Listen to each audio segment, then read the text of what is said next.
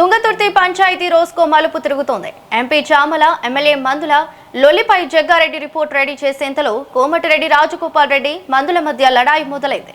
ఎవరు ఏమంటున్నారో చూడండి.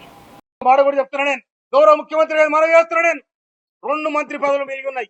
ఒకటి లంబడోళ్ళకి ఇవ్వాలి, ఒకటి యాదవులకి ఇవ్వాలి. ఒకటి గిరిజన మంత్రి సీతక్క ఉంది, ఆదివాసి బిడ్డ. ఇంకొకటి ఇలా ఎస్టీ నుంచి లంబాడ జాతి నుంచి వాళ్ళు కూడా ఇవాళ ఎమ్మెల్యే గెలుచున్నారు. వాళ్ళ మీ ఇష్టం వచ్చినడికి ఇవ్వండి, బర్త్ చేయండి. 106 గ్రామాలలో ఇవాళ లంబాడ జాతి బ్రహ్మాండంగా కాంగ్రెస్ పార్టీకి ప్రమాదం పట్టిరు. అదే విధంగా యాదవులు ప్రతి ఊర్లో యాదవులు ఉన్నారు. అందుకే 2 మంత్రి పదవులు మిగిలి ఉన్నాయి. కనుక వాళ్ళకోటి ఇవ్వాలని చెప్పి నేను రాష్ట్ర ప్రభుత్వానికి, ముఖ్యమంత్రి గారికి, సోనియా గాంధీ గారికి, రాహుల్ గాంధీ గారికి, ఖర్గే గారికి నేను అప్పీల్ చేస్తా ఉన్నా. నేను ఇవాళ నన్ను ఈ నియోజకవర్గానికి నాకు చెప్పకుండా నా ప్రోటోకాల్ను, నా హక్కులను హరించినందుకు నేను ఖర్గేకు, రాహుల్ గాంధీ కూడా నేను కంప్లైంట్ చేస్తాను మనం చెప్తున్నాను. అందుకోసమనే నేను మీ కాళ్ళ చేతులలో కాలు పట్టుకొని నిలబట్టుకొచ్చాను కాదు. నేను కష్టజీవిని, తెలంగాణ పోరాట యోధులు. నేను తిండి లేక తిప్పలేక తెలంగాణ సోనియా గాంధీ ఇచ్చింది కాబట్టే ఇలా హీరోలమైన, లేకపోతే అంత జీరోలే. అందుకోసమనే సోనియా గాంధీ ఎందుకోసం వచ్చింది? మా మీద పెత్తనం చేయాలని మీకు ఇయ్యలే. మీ అంతా మీరు బతుకుని మీ రాజ్యం మీరు చేసుకోండి.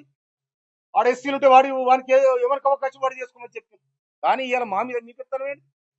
మా మీద మీ దులు ఏంటిది? మండలపాడు నేను 9 మంది మండల పార్టీ అధ్యక్షుల అభిప్రాయం తీసుకొని ప్రకటించిన నిన్ను ఆపేదాము. నీకెక్కడిది ఎవరిచ్చి నీకు అధికారం? మందుల సామెల్ గారు ఏది ఆలోచించి మాట్లాడుతుర్రో, నాకు టికెట్ ఇప్పియమని చెప్పి మా ఇంటికి ఒక 100 సార్లు వచ్చిండు.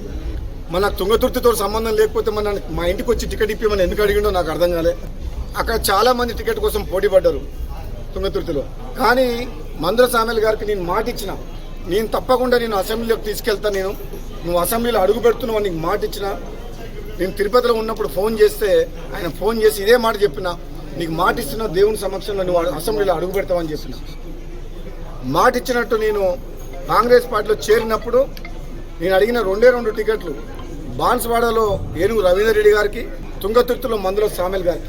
ఈ 2 టికెట్లు కూడా నేనే అధిష్టానంతో మాట్లాడి నా టికెట్తో పాటు వాళ్ళకి టికెట్ తీసుకొచ్చింది నేను. అదే కాకుండా ప్రచారం కూడా వ్యక్తిగతంగా నేను మునుగోడు ఎమ్మెల్యేగా వండుకుంటూ నకరికల్లు, తుంగతుర్తి, భువనగిరి, ఆలేరు, సూర్యాపేట ఈ నియోజకవర్గాల్లో నాకున్న తక్కువ సమయంలో కూడా వాళ్ళ గెలుపు కోసం నేను ప్రచారం చేసి వాళ్ళందరినీ కూడా గెలిపించిన. ఆనాడు కాంగ్రెస్ పార్టీ, రాజగోపాల్ రెడ్డి బీజేపీ పోవడం వల్ల నష్టం జరుగుతుంది, మన ప్రభుత్వం రావాలి, రాజగోపాల్ రెడ్డిని తీసుకురావాలని చెప్పి పార్టీ అధిష్టానము, బట్టి విక్రమార్క గారు, కాంగ్రెస్ పార్టీ నాయకులందరూ కూడా నాతో సంప్రదింపులు చేసి